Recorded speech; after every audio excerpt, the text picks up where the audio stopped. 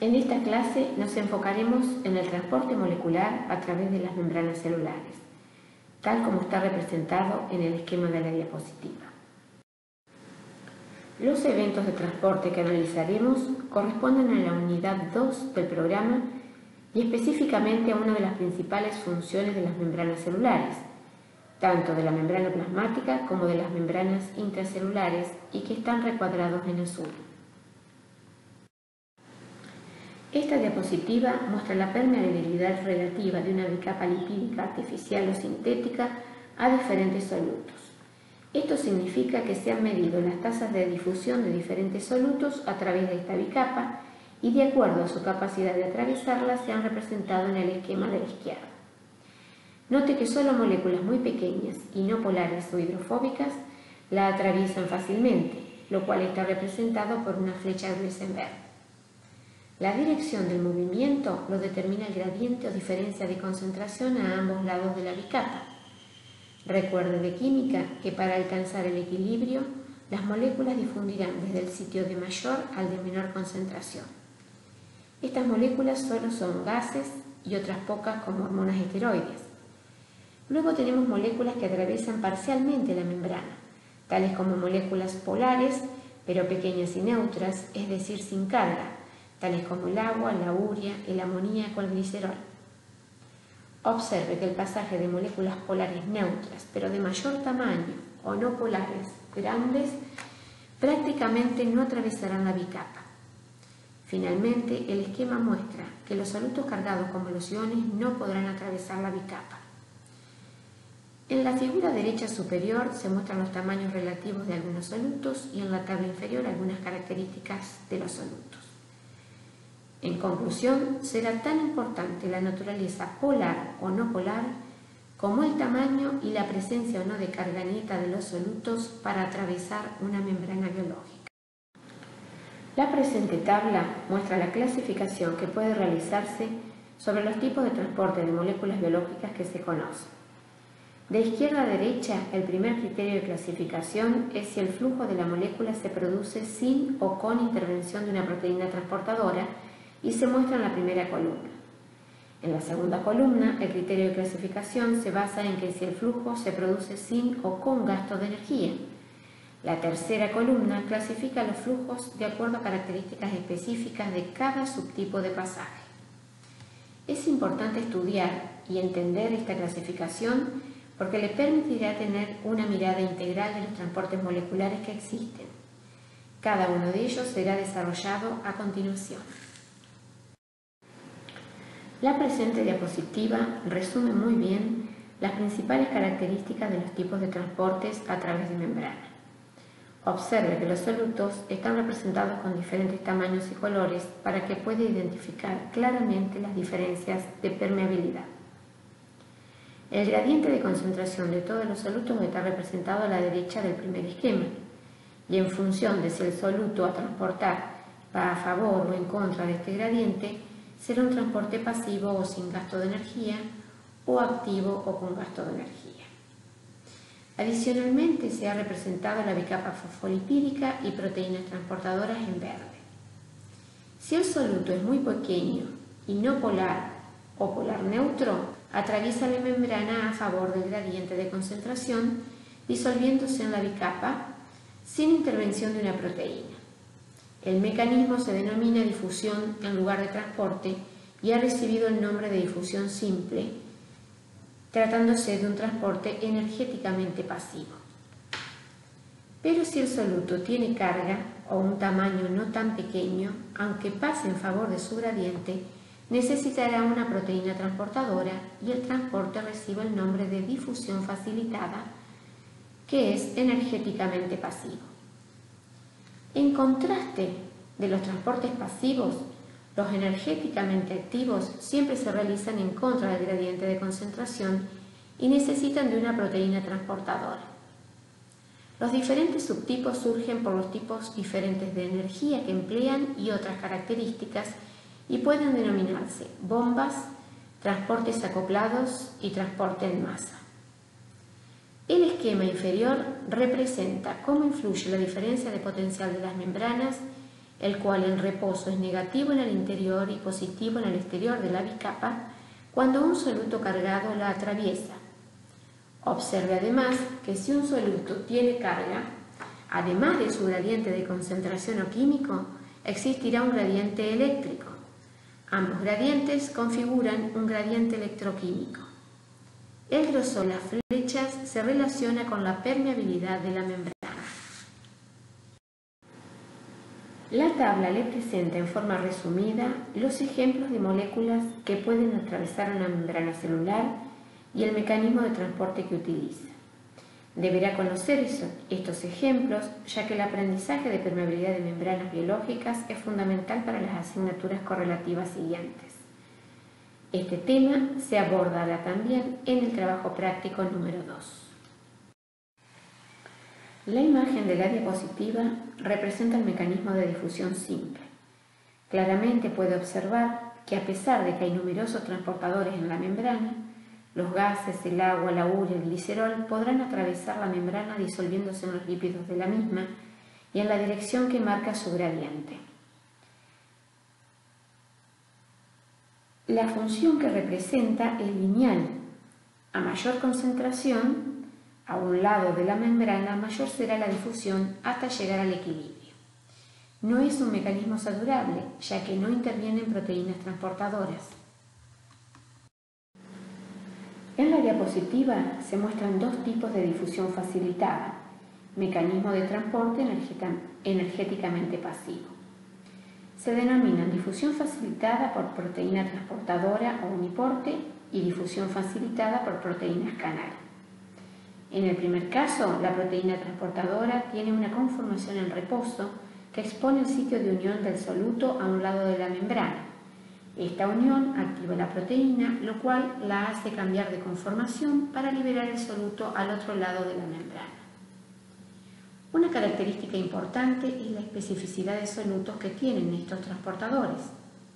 Este mecanismo es saturable en el tiempo, ya que a medida que aumenta la concentración del soluto transportado, la velocidad aumentará hasta que todos los transportadores estén ocupados. La manera de modificar esto es que la célula aumente su expresión de genes transportadores, aumentándolos. Con este mecanismo se transportan monosacáridos, disacáridos, ácidos grasos y aminoácidos de tamaños mayores, polares y no polares. La difusión facilitada por proteínas canal se produce cerca de 1000 veces más rápido y también son específicos de solutos. Estos canales pueden estar constituidos por una o más proteínas que forman un canal acuoso por el cual deben circular los iones. Se trata de un mecanismo exclusivo para iones que también es saturable. En la figura inferior se muestra cuál sería el aspecto tridimensional de estos transportadores. En esta diapositiva se representa la cinética del transporte de glucosa por difusión facilitada comparando con su transporte por difusión simple, para que pueda analizar las velocidades y la manera en que se realizan los transportes. Se ha representado el transportador de glucosa denominado GLUT en dos células diferentes, un eritrocito y un hepatocito. Si bien la estructura básica del transportador es la misma, poseen algunas diferencias específicas del tipo celular, por lo que son isoformas diferentes del transportador. Observe que la pendiente de GLUT2 de los hepatocitos es mucho menor que la de los eritrocitos, lo que significa que transporta glucosa casi de manera lineal, debido a que el hígado es el encargado de regular o administrar la glucosa en sangre o glucemia, para que llegue a todas las células del cuerpo. En contraste, los eritrocitos tienen una vida limitada de 120 días y han perdido prácticamente todas sus organelas, por lo que solo realiza glucólisis y necesita incorporar glucosa a gran velocidad. Este sistema podrá comprenderse mejor cuando se desarrolle respiración celular. En esta diapositiva se muestra a la izquierda la estructura del uniporte de glucosa GLUT, el cual presenta la estructura 3D en un modelo de cilindros y cintas y en un modelo de superficie en el que se resaltan los tipos de aminoácidos presentes. GLUT1 en células humanas posee 12 segmentos de alfa-hélice transmembrana organizados en 2 dominios, carboxi y amino terminales. Cada dominio posee un par de 3 alfa-hélices. A la derecha se representa el mecanismo de transporte de glucosa por GLUT1. Como se dijo anteriormente, en reposo, GLUT1 expone su sitio de unión a glucosa en el exterior celular. Cuando aumenta la concentración de glucosa exterior y se une a GLUT1, este cambia su conformación liberando la glucosa en el interior celular. El segundo mecanismo de difusión facilitada es operado por las proteínas canal o simplemente canales. Existen canales que se encuentran permanentemente abiertos, mientras que otros están cerrados y se abren al recibir determinadas señales. Como se dijo anteriormente, su transporte es altamente selectivo y muy veloz, tanto como que transportan hasta 100 millones de iones por segundo. La apertura de los canales puede producirse por un estímulo de voltaje, es decir, hay un cambio en la distribución de cargas en la membrana, o por la unión de un ligando soluble al canal, o bien por la generación de una fuerza mecánica a nivel del canal, tal como una deformación o un aumento de presión. Estos mecanismos se muestran en la figura superior. En la tabla inferior se consignan algunos de los iones más importantes para la vida celular. Observe que la concentración de sodio es mayor en el exterior y la de potasio mayor en el interior celular. El pH celular está entre 7,2 a 7,4. La presente diapositiva pretende explicar a qué se denomina potencial de membrana. Como hemos dicho anteriormente, un gran número de moléculas cargadas de membrana son responsables de la diferencia de potencial entre las semicapas externa e interna. En el esquema de la izquierda se muestra qué pasaría con el potencial de membrana si las cargas se igualaran por falta de transportadores. Sin embargo, los numerosos canales, bombas y transportadores acoplados de la membrana plasmática son responsables de una diferencia de potencial de aproximadamente 70 milivolts. Para las células animales son los canales de potasio los principales responsables de este potencial. Resulta esencial comprender este concepto, ya que será el punto de partida para comprender la conducción de los estímulos eléctricos neuronales y la contracción de los músculos. Además, es importante que analice el voltaje que se genera a lo largo de la membrana plasmática. En esta diapositiva se presenta el modelo del canal de potasio de las células animales, en el cual podrá observar que secuencias específicas de la estructura proteica son las responsables de interaccionar con los iones de potasio hidratados que circulan por el poro acuoso central. En la representación de la derecha se muestra la direccionalidad de la distribución de densidad de cargas en las estructuras secundarias de alfa-hélice, lo cual facilitará el flujo del catión potasio. En la parte inferior de la diapositiva se consignan ejemplos de moléculas denominadas ionóforos y a la derecha una representación de cómo actúan, ya sea generando un canal o movilizándose en la membrana. Los ionóforos son moléculas hidrofóbicas capaces de transportar iones y así modificar la permeabilidad de las membranas. Se emplean en diversos estudios experimentales o tratamientos con liposomas. En el caso de los transportes activos, comentamos que podrían emplear diferentes fuentes de energía. Por ello, en la figura se representan de izquierda a derecha un transportador acoplado denominado sin porte. En este caso, la disipación del gradiente químico o electroquímico de un ion proporcionará la energía para transportar en el mismo sentido una molécula como la glucosa, un aminoácido, un ácido graso u otras moléculas. Si la molécula de interés se transporta en sentido contrario al de la molécula que proporciona la energía potencial del gradiente, el transporte se denomina antiporte. Luego, en la figura se representan las bombas. Estas pueden ser bombas de hidrólisis de ATP, ya que emplean la energía de la ruptura del enlace fosfato-fosfato del ATP, las bombas redox, como las presentes en cadenas transportadoras de electrones, de membrana plasmática procarionte o de membranas internas de mitocondrias y cloroplastos. Emplean la energía cedida por la circulación de electrones. Por su parte, las bombas lumínicas solo están presentes en algunas bacterias y arquibacterias y utilizan los fotones de la luz como fuente de energía. En la diapositiva se muestra el modelo clásico de simporte de glucosa de células intestinales. El ion que aporta la energía potencial en este caso es el sodio, el cual se encuentra en mayor concentración en el exterior celular. Por ello, al pasar por la proteína transportadora, la energía acumulada en el gradiente se empleará para ingresar o absorber la glucosa desde la luz del tubo digestivo. El transporte involucrará un cambio conformacional de la proteína transportadora.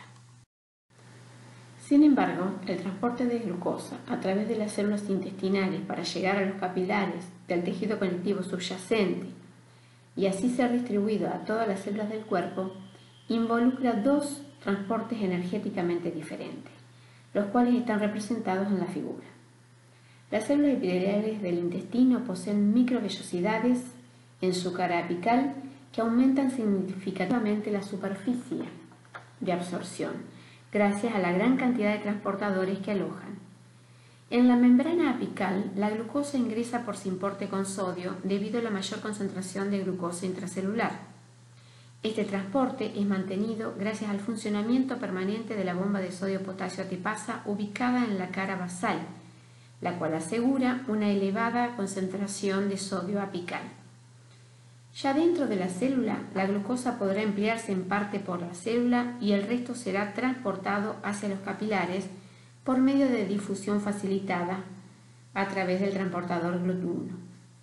A la derecha se muestra una micrografía electrónica de transmisión en la que claramente se observan las microvellosidades y los sistemas de uniones celulares que sellan la comunicación entre la luz del intestino y el espacio lateral, asegurando diferencias de composición química y así el funcionamiento del epitelio. Como ya dijimos, la bomba de sodio-potasio ATPasa ocupa un lugar principal en la vida celular, ya que el sodio en mayor concentración en el exterior ingresa permanentemente por canales, mientras que el potasio sale a favor de su gradiente. En consecuencia, esta bomba hidrolizará ATP y extraerá 3 iones de sodio por cada 2 iones de potasio que ingresa. La secuencia de los cambios conformacionales y la activación de la bomba por fosforilación se muestran en la figura inferior. El ciclo de la bomba inicia cuando el sodio se une a sus sitios específicos en la cara citosólica de la membrana plasmática, lo cual activa la hidrólisis de ATP, lo que fosforila un residuo de aminoácido específico de la bomba y provoca su cambio de conformación, lo que cierra el ingreso de sodio y expone el sitio específico del catión potasio en la cara exoplásmica de la membrana. Al unirse este catión, activa la desfosforilación de la bomba, lo cual cambia nuevamente la conformación y libera el potasio al interior celular al eliminar el bloqueo. En esta diapositiva se muestra un ejemplo clásico de variaciones de osmolaridad debido al mal funcionamiento de la bomba de sodio-potasio ATPasa o debido a que las células se enfrentan a soluciones salinas que no son fisiológicas y por ello no son isoosmolares. De izquierda a derecha se muestra un glóbulo rojo humano que se encuentra deshidratado, también denominado crenado, ya que el agua ha salido de la célula por difusión simple por encontrar una mayor concentración de sales en el exterior o un medio hipertónico o hiperosmótico. En una solución isosmótica, el glóbulo rojo tendrá su forma característica de disco bicóncavo y en las soluciones hipotónicas o hipoosmóticas, el agua ingresará al glóbulo rojo a favor de su gradiente hídrico, hinchando primeramente el glóbulo rojo y provocando luego su lisis. En esta diapositiva se muestra que el contenido molecular de las células influye notablemente en la osmolaridad celular. Entre los osmoles activos tenemos macromoléculas como los ácidos nucleicos, las proteínas y los hidratos de carbono, así como sus monómeros y también los iones inorgánicos. El agua entonces se desplazará por ósmosis a favor de su potencial hídrico. El nombre ósmosis se reserva exclusivamente para la difusión simple del agua. En la diapositiva se muestra en forma comparativa los movimientos de agua entre las células y el medio que las rodea. Observe que las células vegetales presentan una gran osmolaridad. Sin embargo, el ingreso y egreso de agua están equilibrados. Esto es debido en gran medida a las propiedades de la pared celular vegetal, que es altamente impermeable al agua, protegiendo de esta manera frente a la lisis celular. En el caso de los protozoos, que también tienen elevada osmolaridad, comparado a la célula animal, al no tener pared celular, este organismo emplea una vacúola contráctil para expulsar el excedente de agua. La bomba de sodio-potasio ATPasa también mantiene el balance osmótico en células vegetales y fúngicas. En el trabajo práctico número 2 podrá analizar las características de la difusión del agua en células vegetales.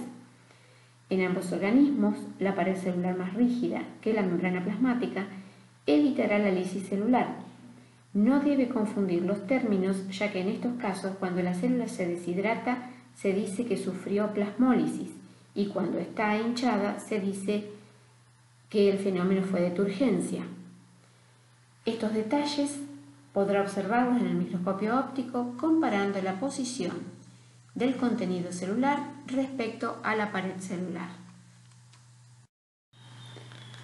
Entre las bombas de hidrólisis de ATP de interés se encuentra la bomba de calcio del retículo endoplásmico liso, del aparato de Golgi, de vacuolas o de la membrana plasmática. El rol de las mismas es bombear calcio de manera tal que su concentración en el citosol se mantenga baja. De esta manera, cuando se activa alguna cascada de señalización, saldrá de las organelas o ingresará a la célula para actuar como segundo mensajero. Esta diapositiva muestra un ejemplo de cuando debe actuar esta bomba de calcio ATPasa. Si bien el tema se retomará en citoesqueleto, se comenta brevemente lo que sucede. Luego de que los nervios sensitivos sensaron una señal del exterior y lo procesaron en el cerebro, los nervios motores conducirán neurotransmisores a las células musculares para que se contraigan y generen movimiento. El neurotransmisor se une a receptores de membrana plasmática y provoca una corriente eléctrica en la membrana que activa los canales de calcio del retículo endoplásmico liso para que los libere al citosol.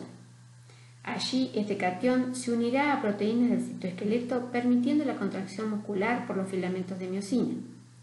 Para que las células musculares se relajen luego de un tiempo, el retículo endoplásmico liso debe secuestrar el calcio en su interior gracias al accionar de las bombas de calcio ATPasa. En esta imagen se ha representado la participación de bombas redox, las cuales bombean protones gracias a la energía liberada por electrones que circulan a lo largo de distintos complejos proteicos. Los electrones son cedidos por reacciones de óxido-reducción exergónicas. En la figura se muestran 3 bombas correspondientes a los complejos 1, 2 y 3 de la membrana mitocondrial interna. Este tema se retomará en metabolismo celular. Bombas similares podemos encontrar en la membrana tirocoidal de los cloroplastos y en los dominios especializados de la membrana plasmática procarionte.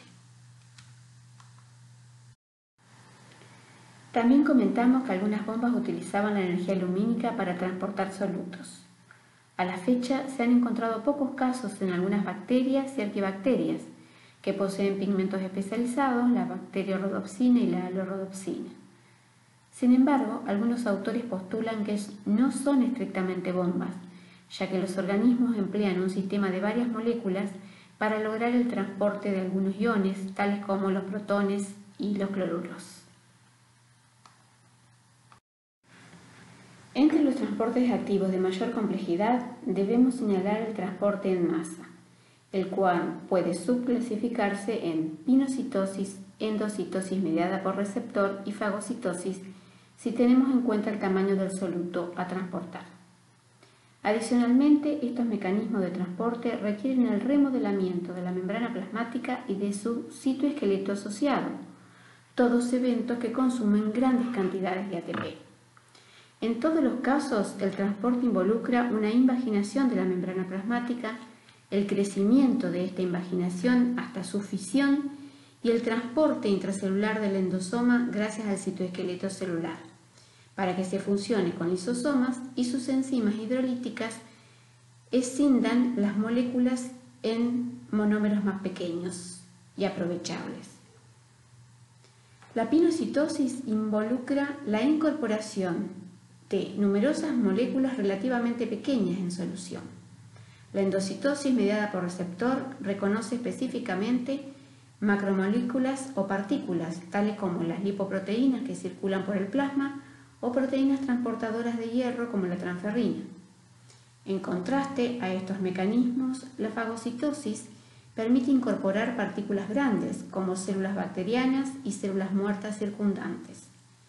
Por este motivo, la fagocitosis tiene un fin defensivo, aunque a su vez aprovechará el material ingerido para la renovación de componentes celulares.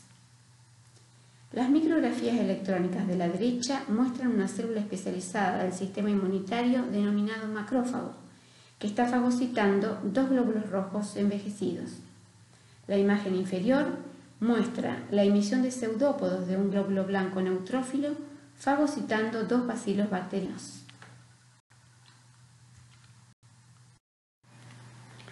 Es muy importante que no confundan los conceptos de endosimbiosis con fagocitosis. Si la endosimbiosis fuera una fagocitosis, los organismos primitivos engullidos por una célula primitiva de mayor porte hubieran sido destruidos por enzimas hidrolíticas. La endosimbiosis tampoco es una simbiosis, mecanismo ecológico actual por el cual dos organismos independientes se benefician mutuamente. Luego de la endosimbiosis, se produjeron eventos de transferencia horizontal de genes desde las células endocitadas a las endocitadoras, por lo que se habrían generado las organelas que hoy conocemos, cuyo funcionamiento depende de genes nucleares además de los propios. En la endocitosis mediada por receptor se han identificado receptores específicos involucrados. Es el caso del ejemplo que se presenta en esta diapositiva para transportar al interior celular la lipoproteína plasmática de baja densidad denominada LDL. En el esquema superior de la izquierda se muestra una representación de esta partícula de gran tamaño que transporta en la sangre alto contenido de colesterol. LDL tiene un diámetro de 20 a 25 nanómetros y provee colesterol a las células para renovación de sus membranas y síntesis de hormonas esteroides. Para circular en sangre, los compuestos hidrofóbicos como el colesterol están rodeados de proteínas. La figura de la derecha muestra que cuando el LDL se une a receptores específicos de la membrana plasmática, se activa la concentración de moléculas de clatrina en una depresión de la membrana plasmática denominada fosita, donde se halla el LDL unido al receptor. Se profundiza la invaginación hasta que una vesícula endocítica se fisiona de la membrana plasmática. Con el aporte de proteínas provenientes del aparato de Golgi, la vesícula endocítica que se traslada sobre microtúbulos del citoesqueleto forma un endosoma temprano de pH 6, que luego progresa a un endosoma tardío y luego a un fagolisosoma al fusionarse con un lisosoma proveniente del aparato de Golgi. La bomba de protones de la membrana del fagolisosoma acidificará su contenido y al llegar a pH 5 sus enzimas hidrolíticas se activarán y degradarán la LDL para que la célula utilice sus moléculas constituyentes. Gracias a endosomas de reciclaje, los receptores de LDL se recuperan y reciclan en la membrana plasmática para actuar en un nuevo ciclo de endocitosis. Este tema se retomará en sistema de endomembranas. En esta diapositiva se muestra un detalle a mayor magnificación con otros actores moleculares del mecanismo de endocitosis mediado por receptor de LDL. observe que es necesario la presencia de proteínas periféricas de membrana plasmática que vinculen el dominio citosólico del receptor de LDL con dominios específicos de la proteína adaptina para llevar adelante la invaginación o endocitosis. Esta proteína adaptadora ha recibido el nombre de adaptina porque vincula el receptor a la proteína de señal clatrina. Observe que en el esquema inferior se representa un receptor de LDL defectuoso que imposibilita desplazarse a fositas recubiertas de clatrina y con ello no puede endocitarse LDL. Este defecto es uno de los casos que origina la enfermedad hipercolesterolemia familiar, la cual cursa con grandes depósitos de colesterol y formación de ateromas en los vasos sanguíneos, comprometiendo la correcta circulación de la sangre y el bombeo cardíaco. Esta diapositiva muestra detalles de la ultraestructura de una célula animal que posibilitan entender que numerosos procesos de endocitosis pueden llevarse a cabo simultáneamente, tal como lo muestra la micrografía electrónica superior. La microfotografía del medio muestra la existencia de vesículas desprovistas de clatrina y otras de mayor tamaño recubiertas con esta proteína de señal. La imagen inferior muestra una secuencia de invaginación de una fosita recubierta por clatrina, la profundización de la invaginación, el momento previo a la fisión de la vesícula y la vesícula endocítica libre en el citosol y aún recubierta de clatrina.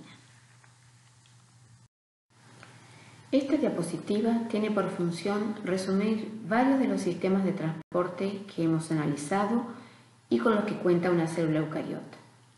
Además, debe entender que simultáneamente muchos de ellos estarán actuando en diferentes direcciones y con distintas finalidades. Si bien los principios físico-químicos que guían los transportes moleculares a través de membranas en eucariontes serán los mismos que en procariontes, las particularidades de la composición de las membranas de procariontes y los medios en que habitan determinan que algunos mecanismos de transporte sean frecuentes mientras que otros no. Tal es así que la difusión facilitada es infrecuente, siendo los transportes activos los que se emplean habitualmente. Entre los activos son frecuentes los importes acoplados a gradientes de protones, las bombas de hidrólisis de ATP y los transportes acoplados a translocación de grupos. En esta diapositiva se muestra un ejemplo de simporte mediado por protones del sustrato lactosa por el transportador lactosa permeasa de la membrana plasmática bacteriana. La síntesis de la lactosa permeasa dependerá de la activación del operon Lac bacteriano, tema que será desarrollado en transcripción celular. La figura muestra los cambios conformacionales que se producen en el transportador al unirse lactosa y protones, así como cuando son liberados. Note que al igual que lo que sucede en eucariontes, son las estructuras alfa-hélices las que están involucradas en el transporte. La diapositiva presenta un mecanismo de transporte activo por translocación de grupo que no hemos desarrollado hasta el momento, aunque también se produce en eucariontes. En el caso de procariontes es un mecanismo frecuente que involucra la enzima fosfotransferasa, la cual transfiere un grupo fosfato desde una molécula a otra que se quiere transportar. Como aún no hemos desarrollado metabolismo celular, por ahora solo ponga atención al transportador 2C que ingresa glucosa por transferencia de glucosa fosforilada intracelular y la manosa por transferencia de fosfatos desde otros intermediarios. Observe que además la bacteria tiene otros transportadores de azúcares que emplean otros mecanismos. Se cree que esta estrategia ha posibilitado que estos microorganismos puedan sobrevivir a distintas condiciones ambientales. Como se dijo anteriormente, los eucariontes también utilizan mecanismos de transporte por translocación de grupos. Este es el caso del transporte de ácidos grasos a la matriz mitocondrial para que se lleve a cabo su beta-oxidación, ciclo de Krebs y obtención de ATP posterior. Este sistema de transporte incorpora la coenzima A un ácido graso en el citosol, gracias a la enzima acil-CoA sintetasa de la membrana mitocondrial externa. Ahora, el acil-CoA podrá ingresar a la mitocondria gracias al transportador carnitina palmitoiltransferasa 1, el cual ingresa al grupo acilo al unirlo a la carnitina, generando en el espacio intermembrana mitocondrial la acilcarnitina. Finalmente, esta molécula debe atravesar la membrana mitocondrial interna y lo hace por el transportador carnitina palmitoiltransferasa 2 asociado a una translocasa que libera la carnitina y transporta el grupo acilo al incorporarlo a la coenzima A, formando acil-CoA en la matriz mitocondrial. No es casualidad que este mecanismo de transporte esté en las mitocondrias, cuyos ancestros habrían sido procariontes primitivos.